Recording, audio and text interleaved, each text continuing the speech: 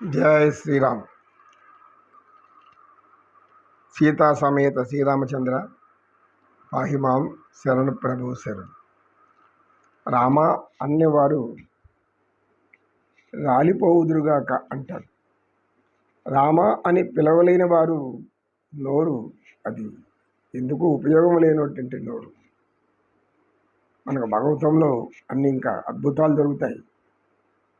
ప్రహ్లాదుని జననం దాని గురించి వెళ్తే భాగవతంలో ఆయన యొక్క ప్రహ్లాదుడు పరమానంద భరితుడై శ్రీ మహావిష్ణువుని ఎలా వర్ణిస్తాడో, ఎలా ప్రార్థిస్తాడో, ఇవన్నీ కూడా అద్భుతమైనటువంటివి.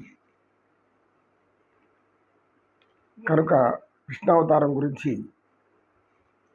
తెలుసుకుంటున్నాం ఇప్పుడు. అనగానే తేజస్విని పైకి లేచింది. గురువుగారు, శ్రీకృష్ణ అవతారంలో ఆయన గోకులంలో పెరుగుతారు. జన్మించేది కారాగారం, పెరిగేదేమో గోకులం. మరి బలరాముడు ఎవరి కుమారుడు? బలరాముడు ఎవరి కుమారుడు అనేటువంటిది సందేహం నాకు అలాగే ఉంది. అని తేజస్విని, వసుంధర, మీరు కూడా బలరాముడు రోహిణి కుమారుడు. మరి రోహిణి ఎవరంటారా? రోహిణి అనే ఆమె కూడా వసుదేవుని భార్య. వసుదేవుడు ఈ యొక్క మధుర సమీపంలోనే ఈ యొక్క కంసుని యొక్క చెల్లెలు దేవకి దేవి ప్రేమిస్తుంది, పవిత్రంగా ప్రేమిస్తుంది ఆమె. ఎందుకంటే వసుదేవుడు చాలా మంచివాడు, విష్ణు భక్తుడు, నియమనిష్టలు కలిగినటువంటి వాడు. అతను చాలా గొప్ప గుణగణాలు గొప్పగా ఉంటాయి. ఇవన్నీ ఇచ్చే విచారించిన కంసుడు తన చెల్లి నుంచి పెళ్లి చేయాలనుకుంటాడు, ఆమె కోరిన విధంగానే. అయితే అంతకుముందే వసుదేవునికి రోహిణితో వివాహమై ఉంటుంది. కానీ కంసుని కోరిక మీద ఈయన కూడా ఆమె కంసుని చెల్లెళ్ళ మీద బంధువులే, దగ్గర అందరూ ఒకే బంధువులు కాబట్టి పెళ్లి చేసుకుంటారు. ఈ రోహిణి ఎవరు అంటే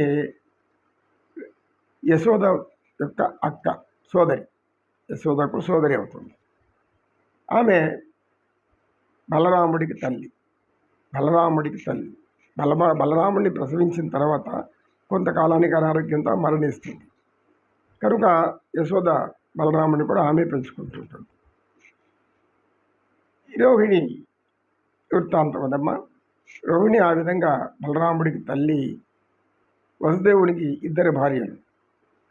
దేవకిని వివాహం చేసుకున్నాక కంసుడి కారాగారంలో బంధించాడు, తెలిసిందే మనకు అని చెప్పగానే, గురువుగారు, మనకు శ్రీకృష్ణ అవతారము యొక్క విశేషము ఎందుకు భారతీయుల్ని అంతగా ఆకట్టుకుంటూ ఉంటుంది? ఆయన యొక్క అవతార విశేషాలు చాలా గొప్పగా చెప్పుకుంటుంటారు అని అడిగింది. శ్రీకృష్ణం వందే జగద్గురుం అని అనుకున్నా కదమ్మా. ఆయన మానవ రూపం ధరించి ఉన్నప్పటికీ లీలామానుష వేషధారి, జగన్నాటక సూత్రధారి. అందేమి ఏ పాత్రలు ఎలా నటించాలో, ఏ పాత్రలు ఎక్కడ నిష్క్రమించాలో, ఏ పాత్రలు ఎక్కడ ఉద్భవించాలో, ఆ పాత్రలు ఏ విధంగా జీవించాలో, ఇవన్నిటిని కూడా ఆడించేటటువంటి ఆయన ఒక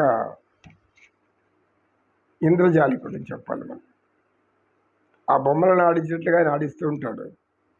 ఆయన మాయాశక్తి అద్భుతంగా ఉంటుంది. అందుకనే శ్రీకృష్ణ జననంలో దేవకి గర్భమున అష్టమ గర్భముగా శ్రీకృష్ణ పరమాత్మ జన్మించినప్పుడు యశోదకు ఆయన మాయ జన్మిస్తుంది. ఆయన మాయ కూడా మహామాయ జన్మించాలని చెప్పారు కదా మహావిష్ణువు. ఆ మహామాయ కూడా జన్మ తీసుకుంటుంది. ఆ మహామాయ యశోదకు పుడుతుంది. అయితే మహామాయ కాబట్టి ఆమె వెళ్ళి కంసుడికి అసలు విషయం చెప్పేస్తుంది. నీ కథ అయిపోయింది పోనేస్తుంది. ఈ విధంగా రోహిణి శ్రీకృష్ణ పరమాత్మ మన యశోద పక్కన చేరిన తర్వాత, ఆ తర్వాత గోకులం ఎంతో ఆనందించింది. ఎందుకు? ఆయన మురళీగాన వినోద ప్రియుడు.